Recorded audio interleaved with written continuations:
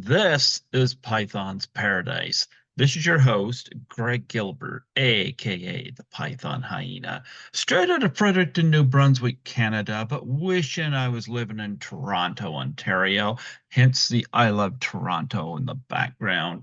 I'll have to get a new banner for March because, well, Valentine's Day is up and I'm still show love for Toronto in other ways. But we are on leap year, folks. I've never done a leap year interview, and what better way to do leap year than to celebrate the 25th anniversary of South Park Bigger, Longer, and Uncut, which I saw in theaters back 25 years ago. I remember like it was yesterday. Well, folks, Winona Ryder was not in the movie. She was animated in the movie, but they got somebody else to voice her. And I got that woman on the show for a second time, folks. We have the lovely, the beautiful Toddy Walters. How do you do, Toddy? Hi, Greg. How are you? I'm well, thank you. Yes, or Miss Toddy, as your email says. I do that because I get a lot of hi Todd or Mr. Walters because my name is kind of gender non-specific. I don't know. I had you on here f 5 years ago. Um, Wow. talk about South Park. But when I had you on 5 years ago, I was doing them at the station whenever I doing them by phone. But when the pandemic happened, things went into lockdown. But so happy I got introduced to Zoom because this is so much more convenient doing these at my apartment. Yes, Yeah. sure. But I don't remember if I asked you this, but where did Toddy as a name come from? Toddy is my given name. Hmm. I sign legal documents with it, and it comes from my father had an aunt who was his favorite aunt, and she died a long time ago, but her nickname was Toddy, and so I think it comes from the 1920s, which was her heyday. I think it was an answer to um, the days of prohibition where you had to kind of be careful about terminology that you used. So when you wanted to have a drink, people would say, "Let's go get a toddy." And, that I don't know if that's actually true, but her real name was Bertha. So nothing against that name, but I'm pretty happy they didn't name me after her real name. Yeah, Bertha's not a flattering name. It's not. It's one of No. those. Yeah, I don't know. Yeah, I agree. I agree. So I'm glad. I like the name Toddy anyway. Thank Yeah. you. So It yeah. fits. Yeah, absolutely. But anyway, how have you been? It's been a bit. Is it interesting? I had your number all that time, never abused it. Yeah. That's fine. You can text me whenever you want. I've been good. I can't believe it's been 5 years. And yeah, the time that has gone by and what has happened globally is just stunning. And I've moved from Denver, Colorado, up to the mountains Hmm. as of 3 years ago, and it's wonderful. And so I'm being creative in my little ways up here and really enjoying it. You know what? I want to get moved to Toronto. I that's been one of my things I've been wanting to do the past few years, but speaking crap going on globally. I don't want to get political, but we got a political situation here um, that I'm not too happy with, involving carbon tax and a prime minister that has a Nazi salute or given a standing ovation twice in the friggin' Common House. Yeah. Yeah, I Yeah, have it I haven't voted in a few years, but I'm voting Polyev at the next election. I can tell you that because I'm getting tired of the living situation here right now. yeah. Yeah. Well, I mean, it's so rough because there's that sort of undercurrent of uh super right authoritarianism that's happening in the United States as well, obviously. The fact that he who shall not be named is running again is inexplicably Mr. Garrison? yeah. Mr. Garrison is running again? It's just profoundly unsettling, and so I hope you do get to Toronto. I love Toronto. I've only been there twice, but oh, I loved it. You were there once, twice? It was You were there twice. once, twice? I was been there Yeah. once, twice. That is an answer I expected of somebody who was in a South Park movie. Well, Yes. you mentioned you were being creative. What, since you moved, talk about the things you've been doing. I know you're involved in music. Mhm. Mm-hmm. Well, yeah, music in that I am a songwriter, and so I've kind of slowed down on the songwriting in the past few years, slowed down on the gigging. Um, Once I moved up here, there's a really tight artistic community up here.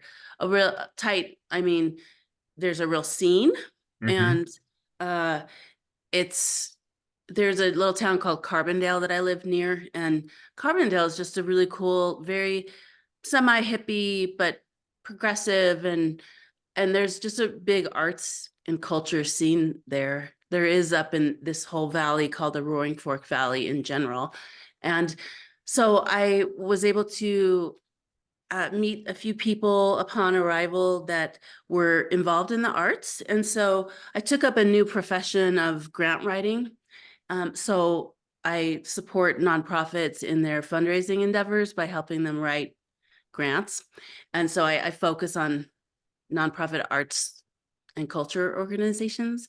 And uh, so I got to do a piece of theater, and this theater this type of theater is called devised theater. I don't know if you've ever heard of what devised theater is. Well, it's devised in that there's no playwright, there's no written play to perform. It's an ensemble of people who discover through improvisation and thought and discussion what the theme of a piece of theater will be, and you basically tell your own stories. The group tells their own stories, and they have other group ensemble members join them in the creation and the performing. So it's like just a really, really intensely personal and cool way to express yourself. And so I did a piece that was about 10 minutes long. I told a few stories and I sang, and I record my own backup vocals and sing over them, so they're just interspersed in between the storytelling. And that was like something so fun, and I hadn't really done in that way before. And then I started to do traditional theater again at this one particular theater in Carbondale called Thunder River Theater Company. And they're a pretty well-known theater company up here.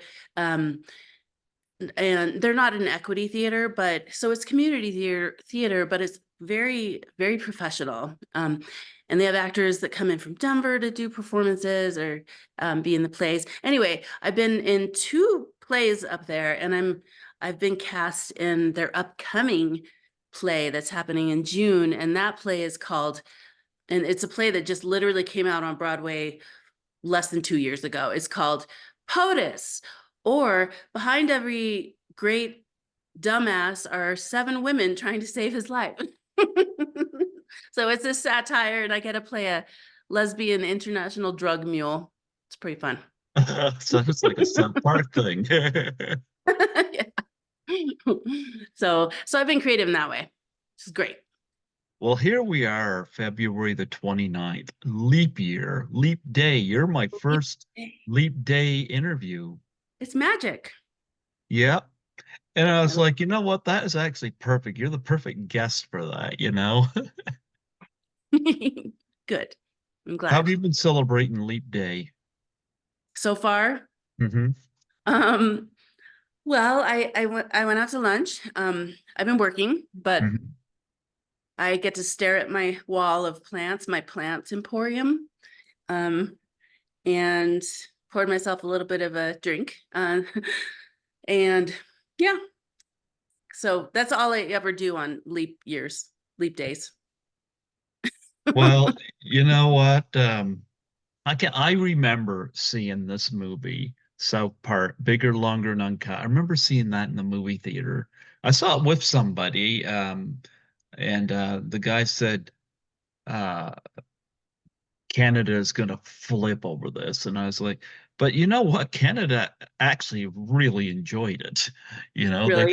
they get a bit of a sense of humor, you know, and I remember seeing this in the theater, and I loved how they brought Canada into their stories, you know, because that was a fun part of this movie. And of course, they have that song, Blame Canada, which, you know, if we didn't have a national anthem, that might be a good one. But we're not blaming Canada. We gotta got people in office right now. We're blaming for a lot of stuff right now. But but um but nonetheless, I can't believe it's been 25 years since this thing. I mean, South Park's been I mean, it's behind The Simpsons by 8 years. And I remember when The Simpsons debuted in 1989, and Mm, South Park was 1997. I was like, wow. And I remember that. And South Park's still going. And this thing is 25. I'd like to see them do another movie personally, you know. But yeah, me too. I'm surprised. I am surprised that they haven't. But, because I really feel like it could actually be another hit for sure. yep. But I guess who knows the powers that be, because that is a really incredible feat to take under making an animated movie. Any movie, but an animated one. Well, what Do I over. find interesting, I thought the plot to this was interesting, you know. Um, Terrence and Phillip, you know, are they they get in trouble for using explicits in their movie Asses Fire. Um, anyway, I'd much rather see Asses of Fire than Madam Web, I'll tell you that. But nonetheless, um, Yeah. but nonetheless, I just thought it was funny when they were under fire and Conan O'Brien there is they're on his talk show, and Conan O'Brien gets upset because his career's over and he throws himself out the window. He goes all the way down, crashes on that car, and the alarm goes off, and the guy runs up and turns the alarm off. Oh boy. But Yeah. yeah, but I love the fact that they played around with the whole censorship thing, and they brought in what is, well, until now, the seemingly innocent country of Canada being a site of controversy. And I loved how they brought that into the movie. Do you know much about the writing process that went behind this when they were approached to do a movie, and how Trey Parker and Matt Stone, how they come up with that concept for this? No, not really. But I feel like, the two of them are Matt and Trey are kind of like uh symbiotic but also explosive together. And I think when they're kind of in tandem thinking and enjoy the same kind of humor. And so I think they probably had a handful of jokes or premises for shows that might have shown up in the drafts for the movie. Like, just because it kind of, I feel like it has the same feel as the TV show on a much grander scale, obviously, and a full on musical. But I think that they just kind of used all of the extra fodder that they've had, and wanted to really utilize star power, and having to do that. I don't know. I just think it gave them some extra um, wonderful ignition for creating the storylines that they did. And of If that course, makes sense. you were Winona Ryder doing some interesting stuff with golf balls in the movie. Yes, Um, I was. Yes, I was. have you ever met her? Has she ever said anything to you about this? No, I know. I've never met her. But do you know that Primus song, Winona's Big Brown Beaver? There's a Primus song. Primus did the credit song for South Park. Um, and Okay, I did not know yes. this. And so I don't know where Winona's Big Brown Beaver came from. I don't know if they wrote it after um Winona Ryder or what, but it's just kind of funny and weird that they have this song because that song came out before South Park came out, I think. But anyway, no, I've never met her, and I wonder who knows what she thought. It's I feel like all press is good press in a way, and you have to have a sense of humor, especially if you're being targeted. All the it's kind of a rite of passage for a Hollywood personality to be called out in a South Park episode, even if it's mean spirited. It's still like, okay, I'll take that. At least I'm in the common vernacular of society.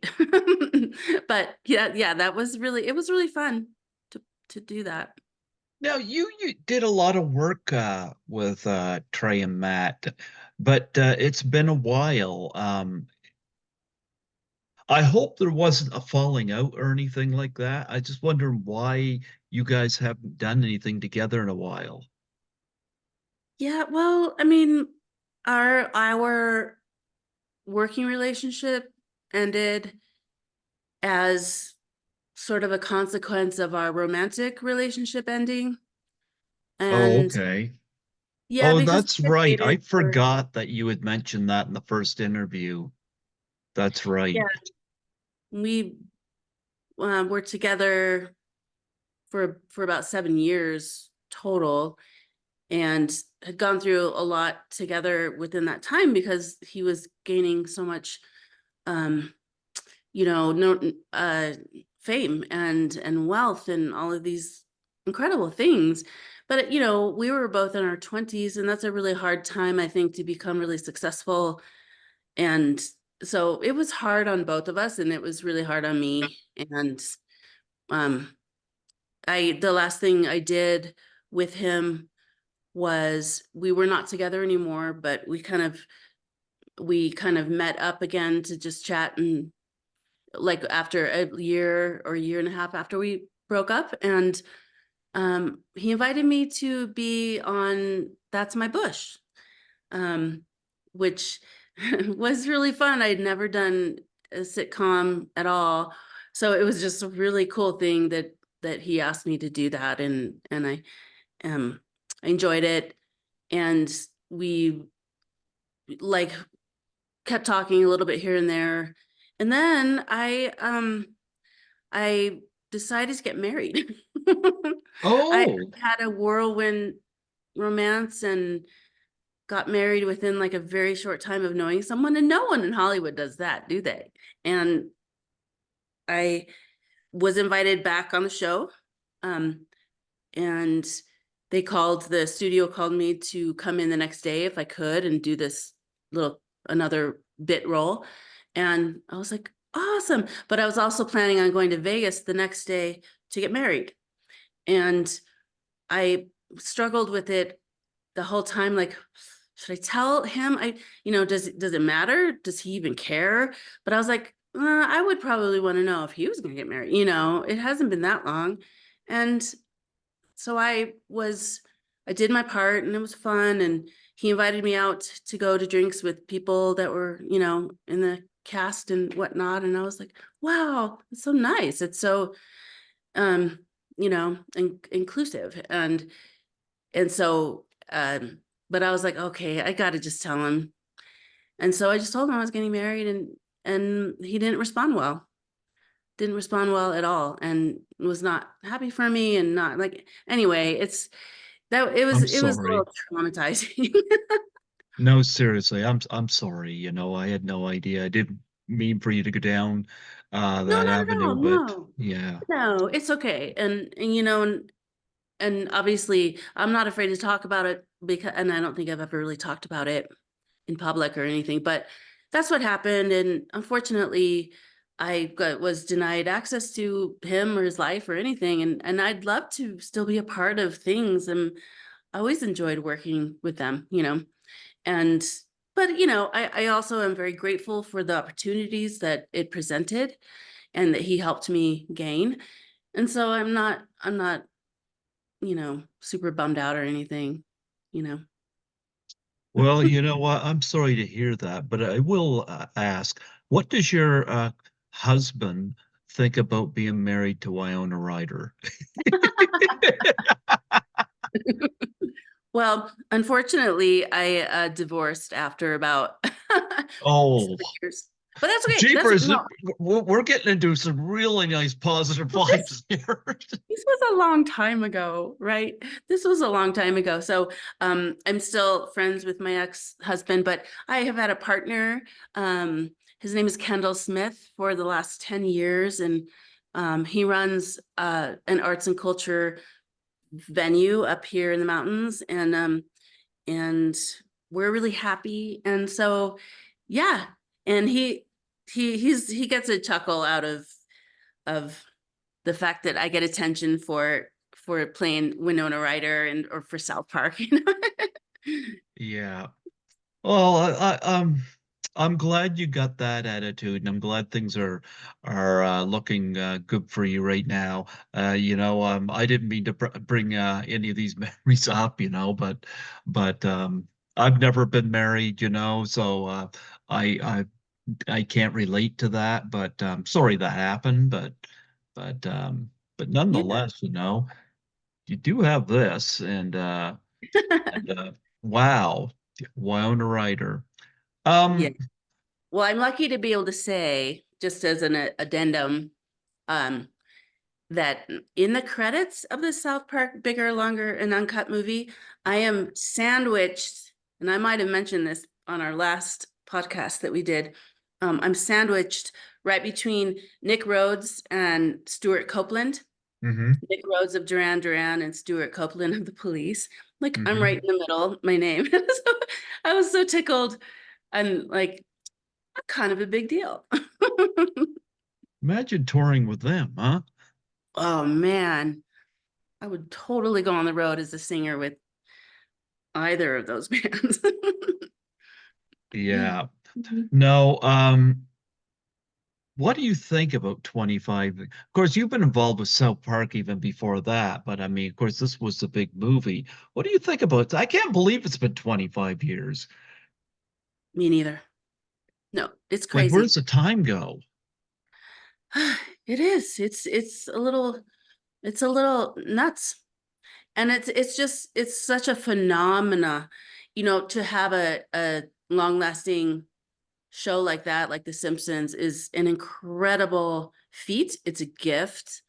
And it just shows that the formula that those shows use are evergreen, and they give and continue to give because the people that make it care, still care.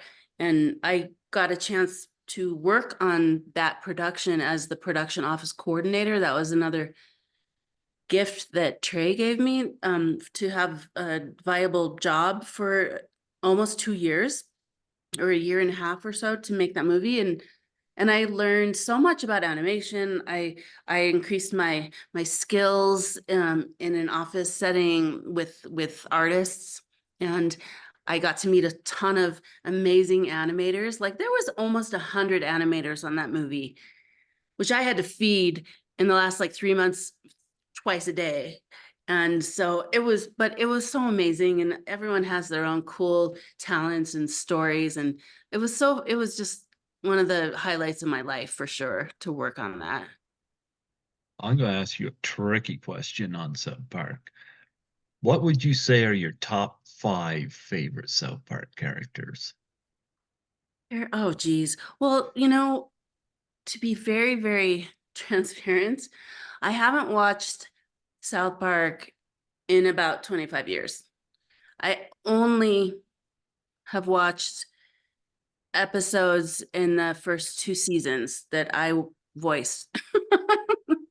You know what? For me, I've always liked Mr. Garrison, Okay. you know? Yes. Yep. I like Randy Marsh a lot. Yeah, that's Trey's dad.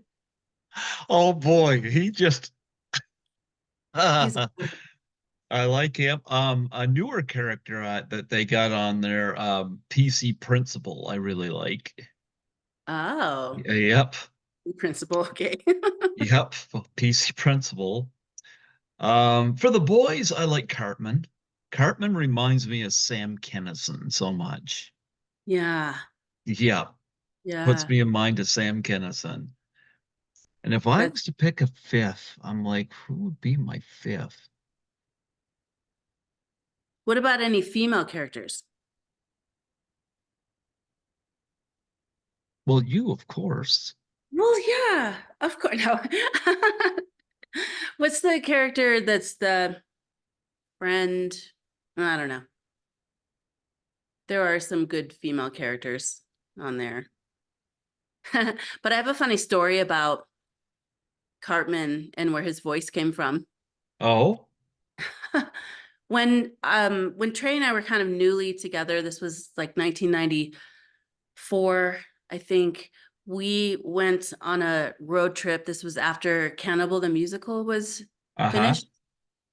We went on a road trip to Florida in my mom's old Volkswagen Rabbit because we had the time and we wanted to do something fun. And my sister happened to be living in the Marathon Key in the Keys of Florida, post college as an intern at a dolphin research center. And we drove to drop off the car to her so she could have a car. And we were going to take a train back home. So when we were in Florida, I have a whole bunch of relatives that used to live in Florida. My great aunts, I had about 5 of them, and uncle and cousins, they all lived in Florida. And so we went and dropped by Orlando. They lived outside of Orlando. One particular great aunt and her husband, his name was Claude. And Claude, he told a lot like this. He was like very Cajun. He was like very, like that. And so he would he was such a character and very, very Cajun sounding. And when we were kids, we would want to go swim in the lake and he'd be like, alligator gonna get you. Alligator gonna get you.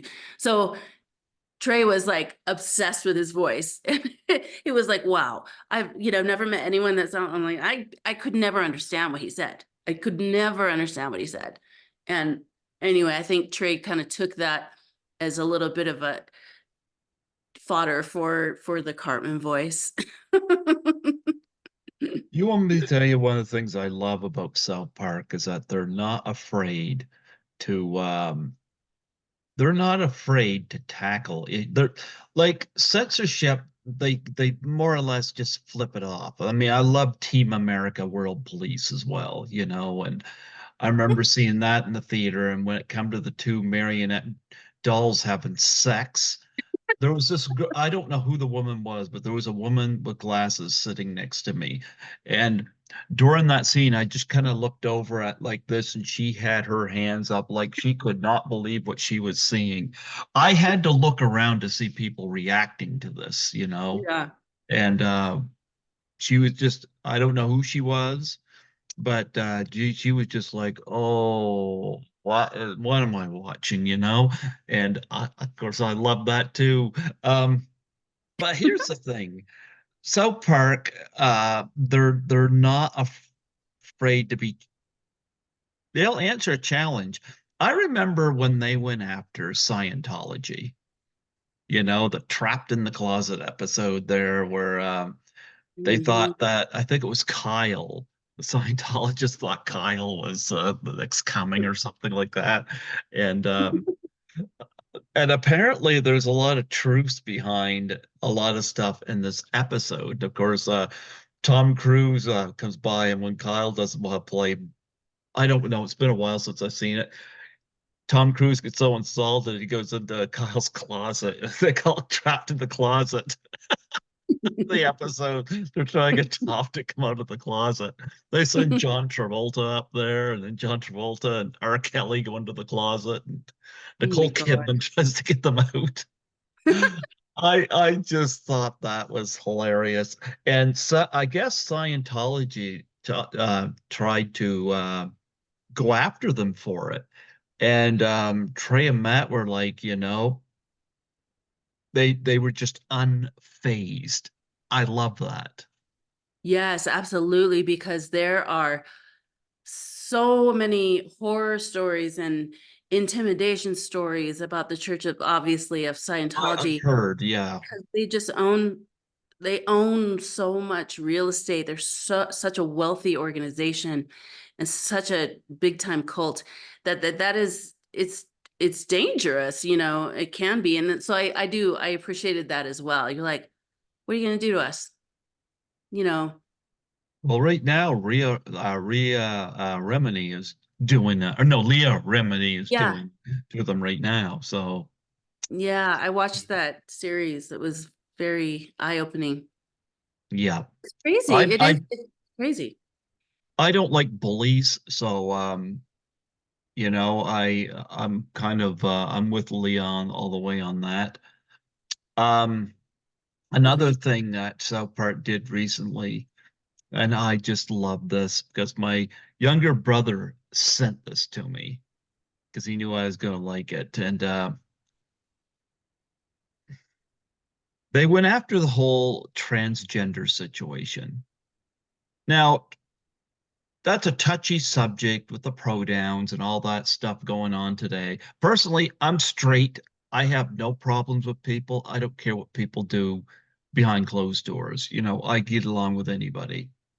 But in this one here, there was a bit of controversy about it, but I gotta say I agree with the episode because it states exactly what is wrong. They had the women in sports, and they had the strong woman competition. Hmm. And of course, PC Principal's wife was strong woman. That's what they called her, strong woman. And they had her being interviewed by this guy, um, and she was saying, "I'm so happy," blah blah blah blah blah. And he goes, "Well, this is going to be the first year that there's a transgender woman involved with this. What do you think?" And she's like, "I think it's amazing. I think it's great. We're going to make history and blah blah blah blah blah." And he goes, "Uh-huh. And have you ever met Heather Swanson?" And she goes, "No, I have not met her." And he goes, "Well, she's not your average transgender woman." And she goes, "Well, Dave, what is an average transgender person? I find that kind of bigoted, Dave."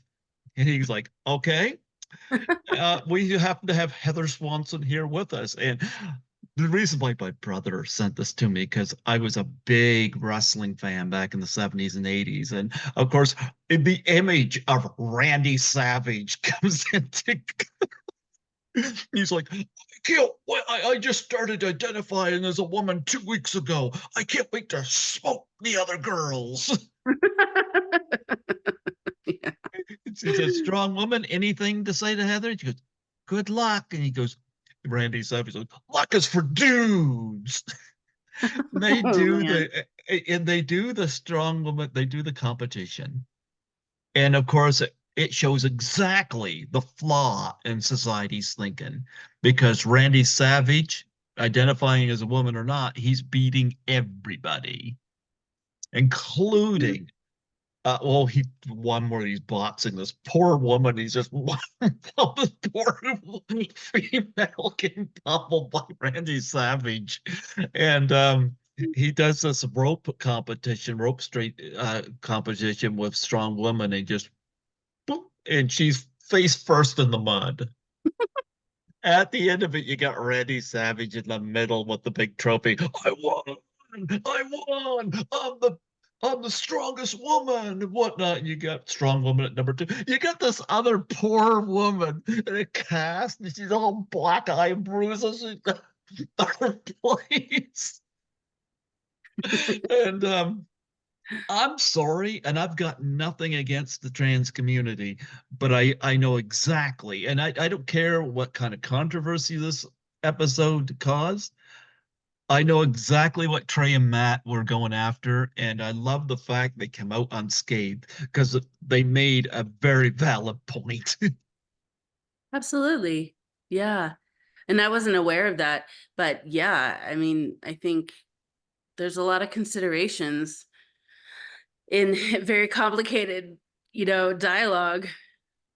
Oh, And that was a hilarious episode, and Randy Savage has been gone since I think 2011. So but I remember, of course, he was one of these larger than life wrestlers, you had that voice and that image. And so whenever he comes into frame or just comes into frame, I'm like, okay, I know where this is going. But they also not afraid to go after high profile people. I mean, they went after Meghan Markle, and they were yeah, doing they were doing their privacy tour or whatever. So right. per they're going on their privacy tour. They go, we want people to know that we want our privacy. Well, they're drawing attention to themselves. Right. Yes. I don't know. They obviously watch the news very carefully Yeah. I'm telling you, the situation right now with Justin Trudeau, I'm waiting for them to go after him on one of these episodes because he's ripe for it. I'll tell you that. Yeah. I mean, I agree that there's a sense of like social and topical um acumen that they both share, and ability to filter content into really wonderful stories, and then also like make make sense of things for people in a way. Like I was on another podcast not too long ago, and they were talking about how South Park definitely like shows personal change in a lot of their episodes. Like there's all that uh all those expletives and all that like really crazy uh base humor, but there's always like a redeeming character or a moment where they learn, I learned something today, And so I asked the podcasters, I was like, do you feel like you learned anything from watching South Park? They're like, yeah, Oh I yeah.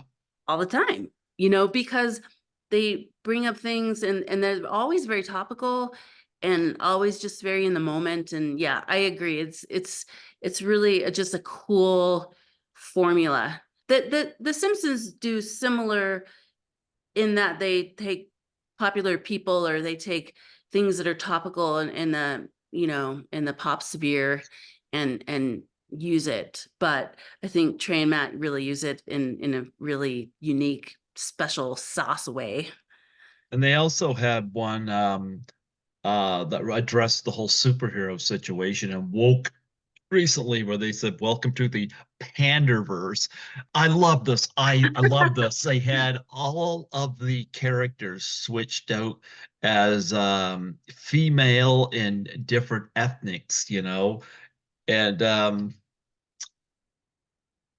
and of course Kathleen Kennedy, because she was a big target for this from Star Wars. She did not like this because she was portrayed as a looked like Cartman in a wig, and her whole thing as the Cartman character was telling the executives uh,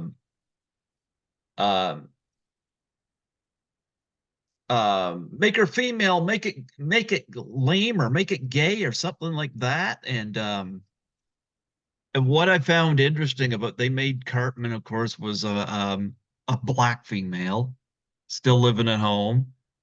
And they frig even the Kenny girl still got off. And I loved how they went after that because they saw exactly, they obviously pay more attention to what's going on. Like I am following the state of what's going on here in Canada because, well, I live here. But I even heard you guys in the States have your bad political situation, nightmares going on. Obviously, Trey and Matt have their eye on the pulse of society. Yeah, and along with it, they have a lot of responsibility, whether they accept it or not, to transcribe political situations and things for the listeners. And they have a platform that they can subtly give messages to help people make decisions, or think think outside the box, or have a weighed conversation about things. I just think it's great. And like I've heard, and this is something that the GOP and the MAGA right have been like talking about a lot, is that there's a conspiracy that Taylor Swift has been helping Joe Biden. But the fact is, and I heard Bill Maher say this, that Taylor Swift could swing the election in a second if she wanted to. That's the kind of platform she has. And Mhm. I'm surprised that I wish more people that had a really large platform like that would, not just to satisfy my liberal leanings, but just in general to speak out against misinformation and things like that. And so in their way, they're doing that while being unscathed, which is an amazing feat. Yeah, absolutely. And of course, one thing that also came out in the Panderverse episode was nobody was able to do anything. You had Randy Marsh. I think it was the dishwasher or something broke, and he says to the kids, no, the kids bring it up or something like that. He goes, "Well, kids, you know what? When I went to school, I'm gonna paraphrase this. We didn't have all this. We had this is what we do." He pulls his phone out. It calls the calls the repair person. Says, "This is what you do." And of course, it turns into all of the tradespeople are now rich because nobody could do anything. Yes. Yeah, Randy Marsh is a real brain character. He is. So, but the whole thing was everybody's on their phone on social media, and of course, this is what you do. You dial this number, and somebody shows up. Still on your phone, you know. So You actually make a phone call. yeah, yeah, absolutely, absolutely. So, well, for as long as you like, even on the early days of knowing Trey and Matt, were they always this bold and unintimidated by these whatever they're up against? Has that always been in their DNA, so to speak? Absolutely. And the first sort of recognition that I ever had of that sensibility was when I was a student at CU Boulder, which I was for 1 year, in I think 1993. Mhm. And the film department had their quarter or their semester film showing that all the student films would be showed at. And I showed up for the first one. I was keen to get into um, I was in a performance art program there, but I was keen to get into the film department as an actor for any of the short films and just continue doing what I really wanted to do. And so one of the films was the trailer for Alfred Packer the musical, and it was a trailer. But I just felt this energy during the trailer that people were like, "What? What is this? Is this a real movie?" And but it was so astounding. It was so low budget, but so creative. And it made me also think like, is this really a real movie? And if it isn't, uh, then it should be. And so I was hell-bent on discovering what it was. And I had heard through other friends in the department that they were making a movie, and this was just their student film, but they were spurred to do a whole movie based on it, this trailer. And so I was hell-bent to audition for it, and I got into it. But anyway, that was the first signal that, they weren't playing normal rules. They were outside the box, which is just an incredible thing. And yeah, they're always brash, always forward thinking. And, you know, and that could be uncomfortable sometimes, because the way they joke with people, to me, kind of felt a little mean-spirited sometimes.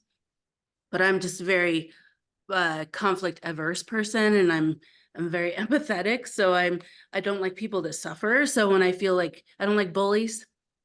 So when I feel like people being bullied, I just don't like that. So it for me, it was sometimes hard to be around that, but that's also what makes them as brilliant as they are, and makes it's just an incredible trait to have as a creative entity. And I think it's obviously has served them very well to do that. And I think they do make up for it with heart in the realizations that the characters have and things like that. So, but yeah, I mean, the whole thing with Korea, um, and the whole, like, when whatever that movie was that had the two actors in it, where they go to Korea and they are infiltrating the system there, not train Matt, but anyway, there was a whole brouhaha about them, and Korea was like banning that movie and stuff. And Train Matt went through the same thing when they had Kim Jong-un in the movie, Team being America, yeah. Oh, come on. It made Kim Jong-un look lovable. He's yeah. lonely. Oh, he's so lonely. Oh man, that was funny. Yeah. But So yeah, I like how they take something as what seems to be as harmless as cartoons or marionettes and turn them into this. Yeah. yeah, But yeah. one thing I wanted to bring up is, of course, I not only have South Park here, Gasmo, Ooh. Orgasmo. Now, when I first talked to you, I hadn't seen this movie. Well, now I actually went out and got this after our first interview. And would you agree that Orgasmo should be part of the MCU, What is the MCU? the Marvel Universe, Oh, Marvel oh. Comic Universe? Okay. I'm Shouldn't he be so, part of the Justice League? oh yeah, Yeah. definitely. Shouldn't he Yeah. be one of the Avengers? Yes. Yes. Yes, I think they're absolutely. really missing out there. I agree. I agree. I mean, the Orgasmatron is Uh-huh. could be a very serious weapon. Mm-hmm. I agree. Talk about your memories of this. Let's reflect a little bit on this. This was before the South Park. Actually, I think this was the year South Park went on TV. Yeah, exactly. Yeah. I think they took a break to make this, and the producer was a woman who had produced the original Buffy the Vampire Slayer movie. Mm-hmm. She produced this film. Fran, she has a Japanese last name, I can't remember. But anyway, it was an interesting time. And I was not living in LA yet, but Trey had already moved. And but I was going out there to visit a lot. And we he was telling me about this story about the movie Orgasmo and what it entailed and everything, and then he and the guys, and this is including Matt Stone and also Jason McHugh, who's one of their early partners in their production company, Crap TV, and they were going around Hollywood to do research in the adult film industry, Of course and they so were. why wouldn't you, you know? But apparently at that time, it was kind of a hip thing to do for celebrities. I mean, I that's how it felt, because there were celebrities that would come to parties that were given at places that were filming, and there was a couple directors or entertainment adult film entertainment owners who would throw parties and things like that. I was never invited to one. No. But no, but um so they were doing their field research, and Trey was telling me about this one adult film actress that he met, um and her name was Davia, and he kind of told me about her personality and what she looked like. So she was blonde and very, very well endowed, um and presented as a little bit one Happy Meal, one French fry away from a Happy Meal or whatever, And so of course, and he mentioned that maybe I would be good to cast as that, and I was like, oh my god, yes! I wanted to be kooky and hilarious. Like, I was such a straight person in Cannibal the musical that it was I really wanted to do this role. So it was fun. The whole experience was really interesting, and it was like a real quote unquote film production in that it was in all LA. It was in LA. It was shot in LA with all industry professionals and everything. And so it just had a certain professionalism that I hadn't experienced before. And it was so fun to get to know people on the set, to get to know the other actors. And I was one of only two straight actresses in the movie. All the others were adult film actresses. And so it was interesting to meet them, and I don't know. It was really fun. I enjoyed it, and I felt like I did some good work, and and You it's have a fun Ron Jeremy in there. and Ron Jeremy, yeah, which is just perfect. I mean, of course, Ron Jeremy would be in it, and he was really good, actually. He was very committed. I hate getting personal, but just wondering, just out of curiosity. Did your ex-husband, was he a fan of Orgasmo? Did he have an Orgasmo costume? No. Or was he more Mr. Slade from South Park? Yeah, yeah. I think he had come from another country, so he didn't grow up in the United Oh. States, and I don't think and he was also in the industry, so I don't really think that he thought too much about that. But I know it is an interesting history of mine, Hmm. and it gains me a certain sort of response from people, or acknowledgement, or respect, or not, and so it's a fun thing to have him have in my past, that I enjoy it, honestly. Oh, I like it. I wouldn't have it if I got that right after our first interview. So I love it. Starts out with that man song, about being a Nice. man. And the only time I heard that song before was on a montage with Randy Marsh and South Park. And I'm like, oh, I call it the man Randy Marsh song now. Oh, that was in a South Park episode? Yeah. Love With it. Randy Marsh, of course, But I gotta say, I'm guilty that I have not seen Cannibal. I've seen clips from it. You say you're a rather serious part in that movie? I do. I have the female lead in that movie. The story revolves around a historical Colorado character from the 1860s and 70s. His Mm-hmm. name was Alfred Packer, and he was convicted of cannibalizing a group of men that he took across um, the state lines from Colorado to Utah to search for gold. And they ended up dying, perishing, and he ended up having to feast on their bodies in order to survive. And then he was convicted of cannibalism. And my character was a woman who was a historical character as well. Her name was Polly Pry, and she was a journalist at the Denver Post, which is like Mm-hmm. unusual to begin with. And um, and she really helped him get acquitted for that. And it's a musical and I have a really pretty song in it. And I really love that film a lot. There's a lot of layers. I actually have a DVD I can send you if you want. It's been in the box. Do you even watch DVDs anymore?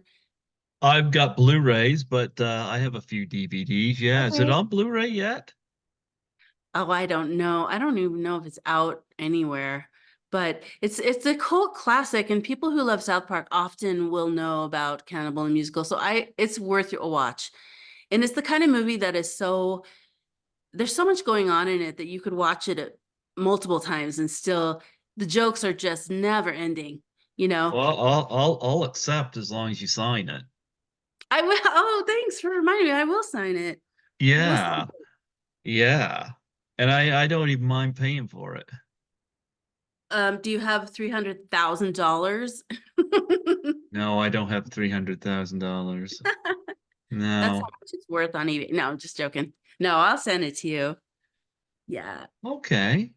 All right. I'll accept. I will accept. Oh, absolutely. But I know the cinema snob who I've had on here as a guest did an episode on it, so I'm well aware of what is. Um, I don't have television. I just watch my Blu-rays, and I get a Yeah. few DVDs that I've had signed over the years and stuff that I still have as well. So uh, that's what I watch for entertainment. Too much reality TV on TV right now. So I mean. Uh, It's not like what it was when in the 70s and 80s growing up. So, Yeah. Yeah, it is very different. It's a very different thing. And I, like you, I don't watch TV. I don't watch the news. I don't watch regular TV. I just watch the things that I like to watch. hmm. It's too much for me as well. I'm like, I like the old days, you know. Things were You know simple. what? There's some benefits. I hear a lot of people say, well, I wish it was the way it was back in the 80s or 70s. Here's what I'm going to say to that. As somebody who was born in the early 70s, um, 70s and the 80s had some great movies and some great music. you know. But people that say that they wish that they were blah blah blah then and this and that, they are taken for granted as some of the advantages they have today. And I'll give you an example. I was in Toronto doing a convention, and I was at a shopping mall, and I came out the wrong end of the mall, and I was like, "Where am I?" I didn't know where I was. Back in the 70s and 80s, I probably would have panicked. Now I just go on my phone and where's such and such a street that I was on and follow that little red line, go right to it. Oh, yeah. No, you're so right. When I first moved to Los Angeles in 1998, well, actually, I moved there once when I was 18 for a year and a half, but in 1998, I moved back and they had what was called the Thomas Guide, Hmm. which was a huge map. It was like a big map that every page showed a different. So that's how you knew how to get places is because, but you had to stop and consult the map to see where you were. I remember getting lost in some really sketchy neighborhoods and I'm like, I'm never gonna get out. Whereas today I would know exactly where to go and how to get out. And so yeah, there are some benefits to everything, I guess. Yeah. I was going to ask, do you ever get to do the convention scene? Like the cons, the comic cons or anything like that? No, I've never been invited, or I don't know if anyone knows who I am. I don't I know who know. you are. And you do. Yeah. There are people out there for sure. And Well, if I'm I going was to tell ever you right invited, now, whenever I was going this morning, like I work during the night, like I do overnight, I do two cleaning jobs.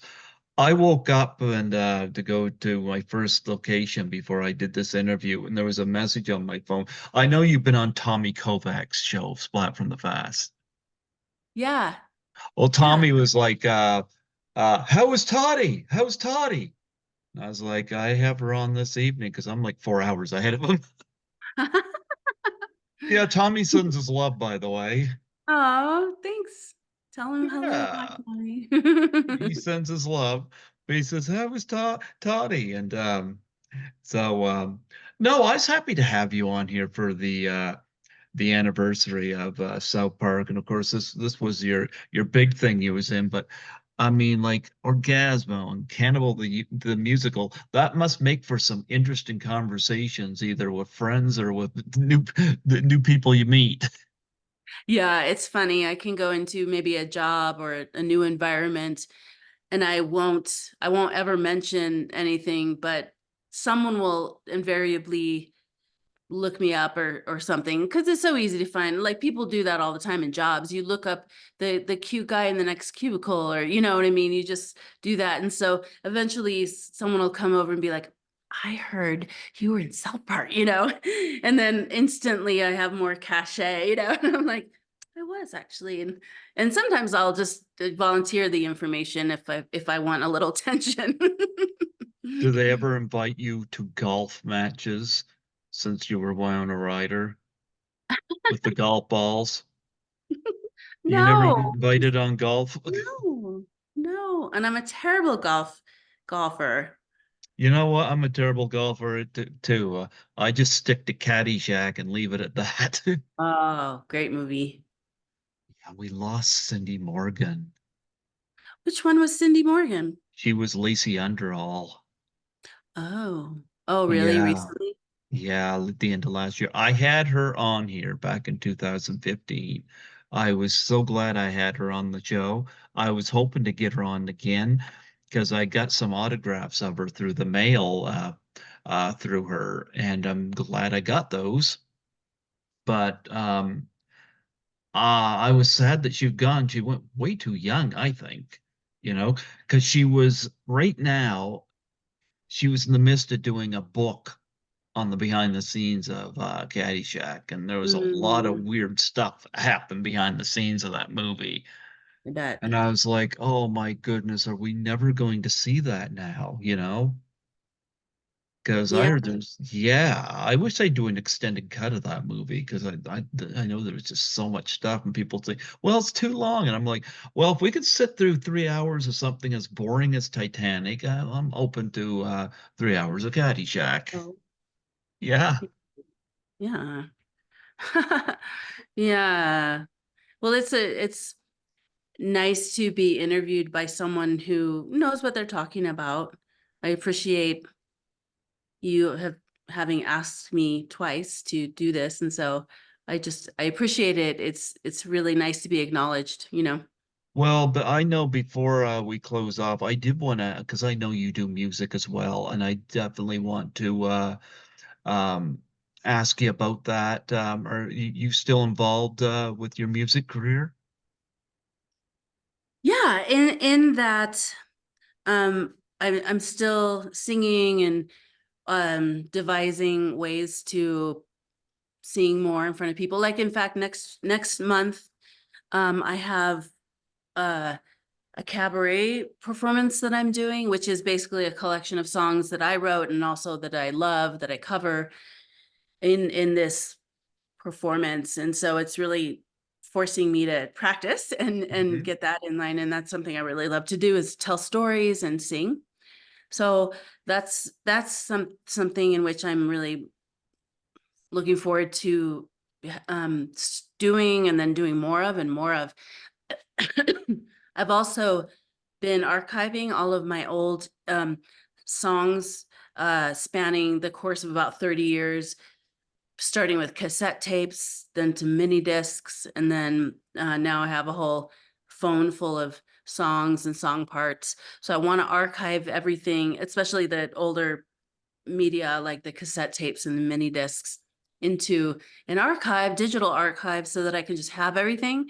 Because I'd love to just see what I have, and also listen back to certain things and see if they're viable to turn into some are fully real, many are fully realized songs, and then many are just little song parts. So I like taking those and building them out, and I'd just like to have an archive just for my legacy's sake, even though I don't have any kids or anything, but I just think it'd be, I feel like that's something I like Cindy wanting to write a book, you know, it's kind of like, that's kind of what I want to do. So that's kind of in the works. And I look forward to doing more artistic activities up here or wherever I end up. I won't ever not do that. I just, Mhm. it'll be on my own little small stage, you know? You know what? I don't have kids either. My answer to children is get a cat. Get a cat. Yes. Yep. I got a cat. Oh, he's over there asleep. Of course. Oh, the baby. I Yes, love. he's a lazy kitty. Oh, meow. Yeah. Yes. Yep. That's my answer to that. No, Love it. I'm glad you're still active and still performing and I heard him move over there. Nope. Um but no, I'd hope that they would bring you back for the South Park stuff because I think you were invaluable, you know. I wouldn't have reached out to you if I didn't think you were, you know, and um but uh but I like love the fact you have this legacy and that you're able to I like the fact that you got this like um you moved into what you call the mountains.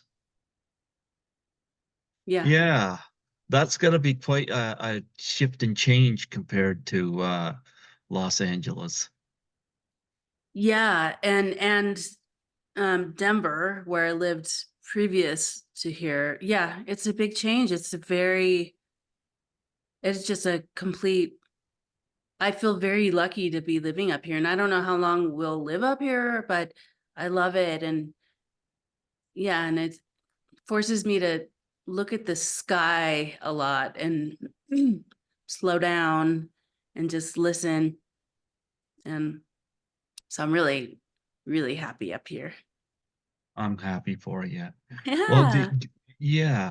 Would you like to plug any web pages or YouTube or anywhere where people can hear your music? Would you like to plug that on here? sure.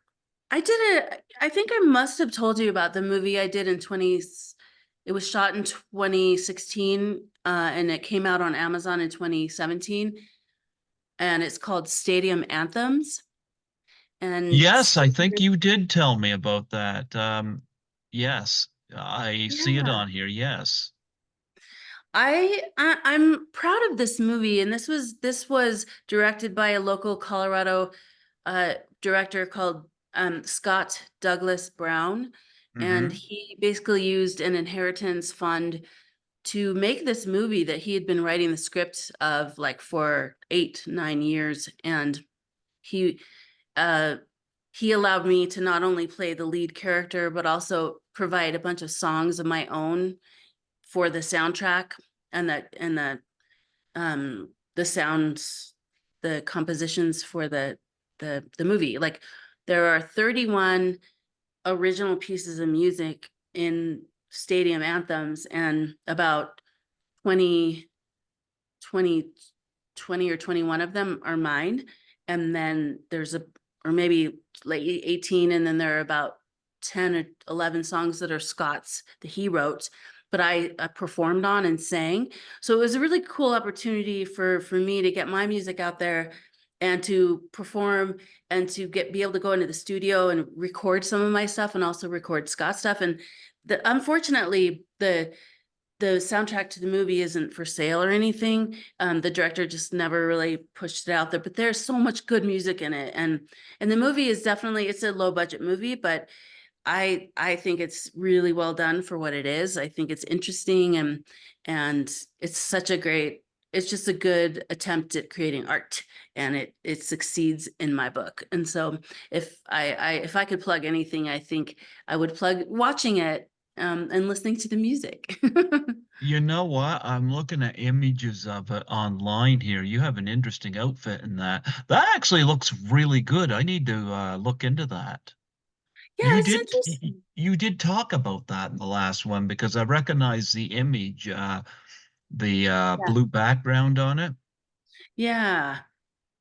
It's in it, I really am proud of it.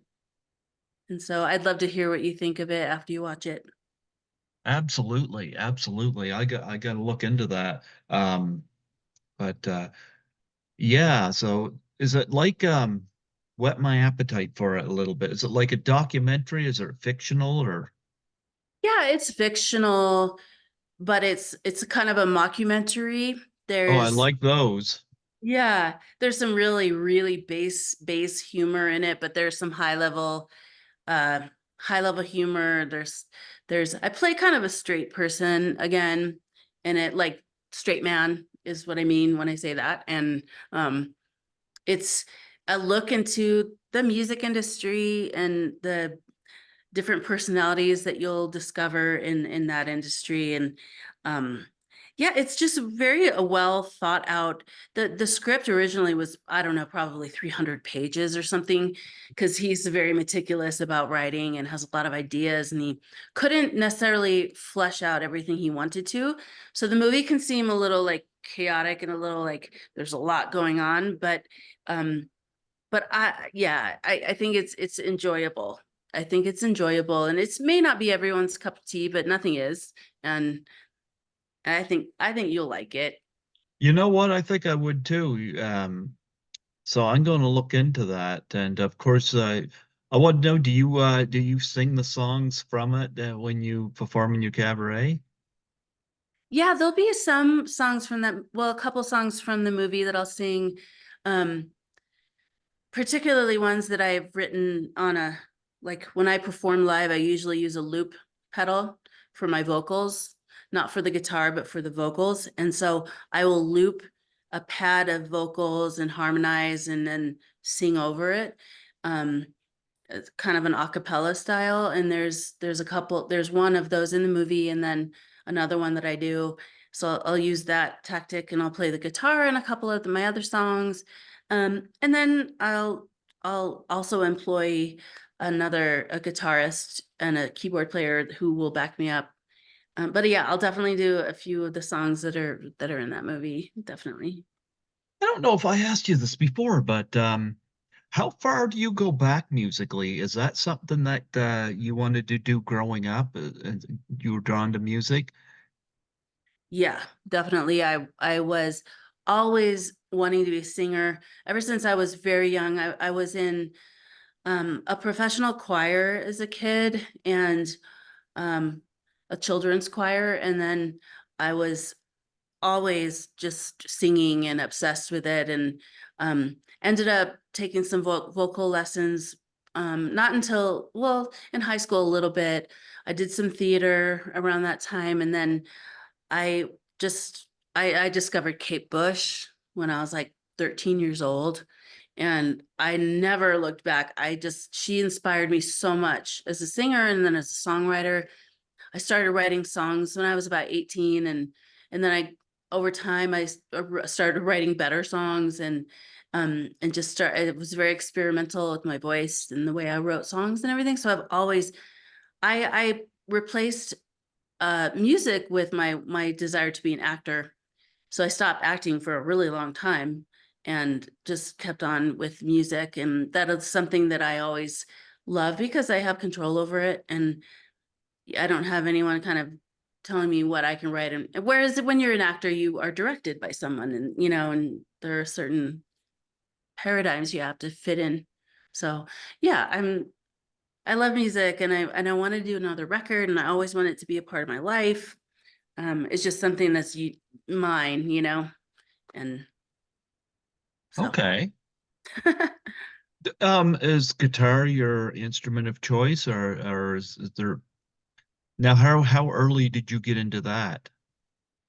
I took I started taking guitar lessons when I was in fourth grade, and I played for a couple years, and then I put it away, and I didn't touch it again until I was about 18. And then I had the basic knowledge of how to play a few chords here and there, so I just kind of started relearning. And it's not I'm no like a great guitar player by any means, but it is the vehicle from which I can produce sound and make songs. So I I do appreciate it very much. Well, you know what? I wish you luck on that, and I'm pretty sure you'll knock it out of the park with this cabaret. Thanks for reminding me about Stadium Anthem because when you mentioned the name of it, it's like, yes, I do remember that. Absolutely.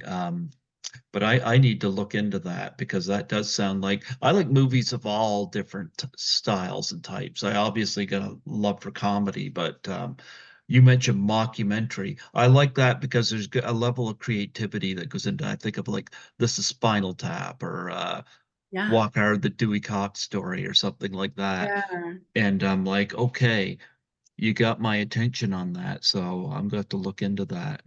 Oh, did you know that there is going to be a sequel to Spinal Tap coming You know out? what? I heard some rumblings about that. Yeah. I wonder if they're going to amp it up to 12. That's that's what they should call it, is Yeah. close to 12. Yeah, so Love it. Spinal Tap. Well, this is Spinal Tap is going to be now. You mentioned it, 40 years old this year. That was a Yeah. 1984 movie, I Before. believe. Yeah. Oh. Oh yeah. I can't wait for that to come out. Yeah, absolutely, absolutely. You got any charities you want to plug on here? Um, well, um,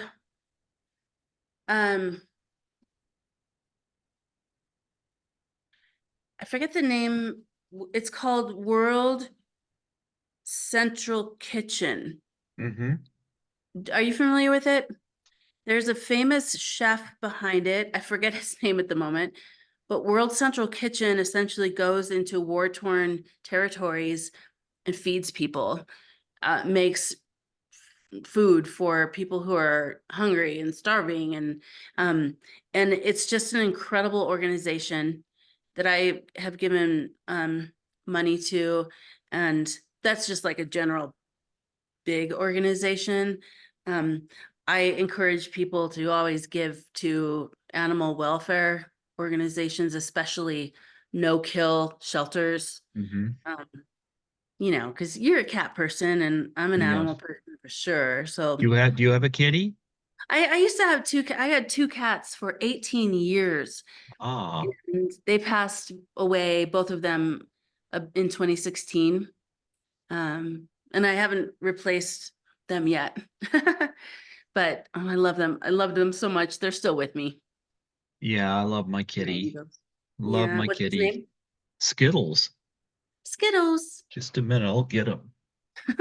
We'll get him. Skittles. Hi, kitty. Hi, kitty. We're going to see Miss Toddy. Skittles. Yeah, Hi, Skittles. Skittles. Skittles Hello, is like baby. He's like, oh, Skittles is I'm like tired.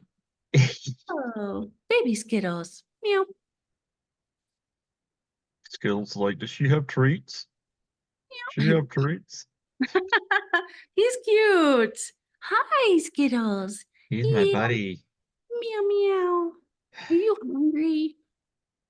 Treats. Skittles is like, you're exploiting me for hits. I'm like, Skittles, you stay here for free. You don't even clean the apartment. You just occupy the bed while I'm not in it. No, he's a baby. He's my buddy, yeah. Love He's him. my buddy. He's like, okay, okay. Yeah, he's a rescue. Love it. Yeah, he was named Skittles, most colorful candy, black and white cat. Funny. Yeah. No, I love my kitty. Yeah. Well, you know what? It's been wonderful having you come on here, and celebrating 25 years. I still can't believe 1999 was my favorite movie going year. Hmm. Yeah. Yeah, because there were so many movies that come out that year that I loved. I think I might have more movies on Blu-ray from 1999 than any other year. Wow. Yeah. And of course, South Park came out that year. And like I said, I remember when that came out. And I remember Robin Williams singing Blame Canada at the Oscars the following years. Yep. Yep. South Park was nominated for that. Can't believe it wasn't up for Best Picture. Can't believe that. Yeah, I agree with you. But back in that day, they wouldn't. You're laughing, but you're right. There, I agree. It's up there. There's so many people that love that movie so much, and Mhm. it's great. I gotta watch it again because I really haven't seen it since it came out. So, What's the most unique thing you've ever been asked to sign? Anything unique? um, other than someone's skin, Uh-huh. um, I don't know if I've really been asked to sign that. I mean, like, because I have never been to a Comic Con or anything, I did go to a really cool performance because the Cannibal the musical is actually has been produced on stage as a musical and in many places. And I went to go see a production of it in Denver. And so afterwards, they assembled the people who lived in Denver that had been associated with that movie.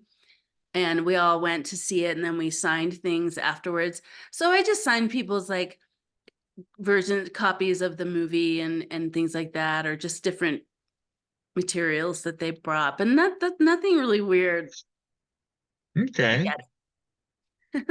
They got That's to a good get you a question. they got to do something with South Park for its 25th anniversary at these cons. They got to be looking into that. Yeah. Yeah. Oh. Also, not to get political, but just curious, are you voting for Mr. Garris at the next election? And Hell is no. he no? You think he'll have um Caitlyn Jenner backing him up? Yeah, let's hope so. Oh God. Just no. Just no. I it's so crazy. I hope things get more in tune up there in New Brunswick, and I hope things calm down here. They don't show any signs of it. It's a weird, weird, weird time. Well, Pierre Poilievre gets in, and right now he is way up in the polls. Hopefully things can get shifted in the right direction, you know? Yeah. Yeah. Have you ever been up this way before in New Brunswick? No, no, not. No. I would love to, but no, I haven't yet. Yeah. Now, when you were young, did you have a Mr. Hat? Didn't have one of those? No. I Yeah. had a lot of Mr. Hankies though. You had them. Oh, you have some Mr. Hankies, huh? I've created some. Oh, yeah? You hang them on your Christmas tree? Yeah. When you had cats, did they like bat them around? Yes. Yes. That is Good. hilarious. That is hilarious. Do you have anything else you'd like to promote before we close off? I don't think so. I don't think so. Well, I want to You? thank you for coming on here today. I know I must state, you mentioned you were mountain time, and I don't know what it was. I thought you were 2 hours behind me, but I guess you were 3 hours behind me. And What time is it where you are? it's after 9 o'clock right now. Oh, oh, you're right. That is Yeah, 3 hours. so I remember coming on here, and then I texted you and said, "I'm ready," and you were like, "I thought it was at 5 o'clock." It's You all know. good. It was good. It gave us more time, and then we still consumed an hour and a half. There you go. There you go. It's all You know. good. Well, I was happy to have you on here, and I thank you for your understanding on my little imperfections there, but um, I was honored to have you on here again. I couldn't wait, and like I Well, thank said, you. yes, absolutely. Before I let you go, I would love a plug for my show. Sure. Just state your name, and if you want to, we can you can mention that we're celebrating the 25th anniversary of this movie, and say you're listening to Greg Gilbert on Python's Paradise. Okay. Go for it. Hi, I'm Toddy Walters, and we are celebrating the 25th anniversary of South Park, Bigger, Longer, and Uncut, the motion picture. You are listening to Greg Gilbert's Python's Paradise. Oh, I love how you sang that out there at the end of it. Is that incorrect? That was beautiful. That was perfect. That was perfect. Yes, absolutely. That was perfect. Thank Good. goodness you sing better than Randy Marsh. I hope I do. I think you do. I think you do.